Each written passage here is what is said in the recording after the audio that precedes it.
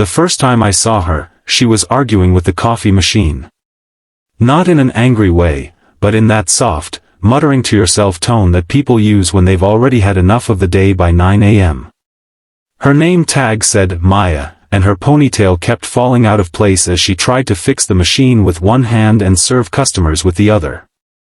I was third in line, pretending to check my phone, but really just watching her laugh off the chaos. That morning, something about her energy, clumsy, kind, unbothered, made me take a step forward even when the shorter line on the right opened up. And from that day on, I always chose her line. It became a quiet ritual. Every morning before work, I'd stop at the same cafe. Even if her register was slower or her shift started late, I'd wait. Sometimes she noticed. Sometimes she didn't. But I didn't mind. There was something peaceful about those few minutes. She had this way of greeting everyone like they mattered. She remembered orders, names, even moods.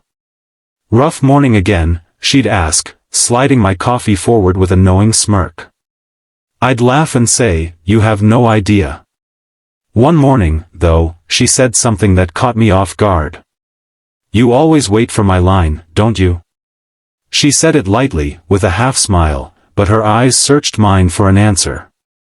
I froze, embarrassed, then shrugged. Maybe I just like good service.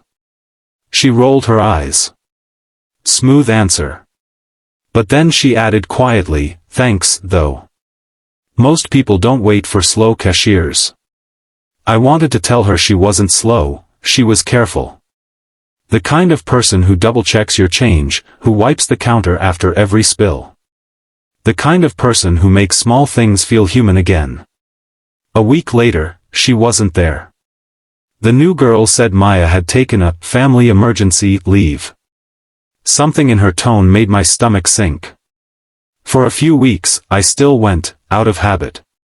The cafe felt different, louder, faster, emptier. Then one morning, as I stood waiting for my order, I heard a voice behind me. I knew you'd still pick my line. I turned. Maya was there, tired, paler, but smiling. She explained she'd been caring for her younger brother, who'd been in a car accident. He's doing better now, she said, but it was rough for a while. I hesitated before asking, why didn't you tell anyone?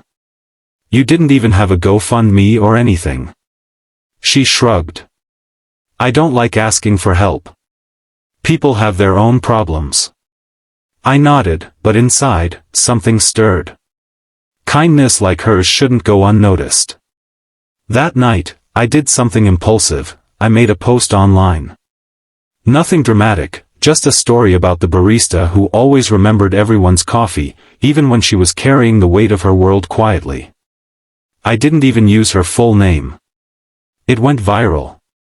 People started coming in, leaving bigger tips, dropping notes that said things like, hope you're doing okay, or, you made my mornings brighter. When I walked in the next week, Maya looked at me with wide eyes. Did you? She started. I smiled. Maybe I just waited in your line long enough to know you deserved it. She laughed, shaking her head, but I could see the tears she tried to hide.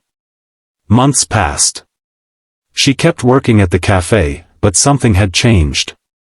She looked lighter, happier. And one morning, as I paid for my coffee, she said something I'll never forget. You know, she said, you think kindness is about doing big things. But it's really about noticing small ones. I nodded. And showing up, I added. She smiled. Exactly. You showed up. I still go there sometimes, though not every day.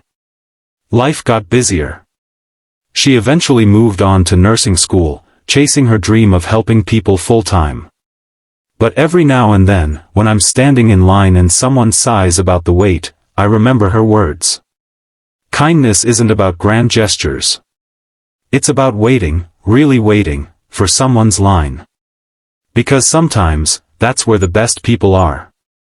Sparkles in a world rushing for the shortest line, be the one who waits, for people who make life worth slowing down for. Sparkles.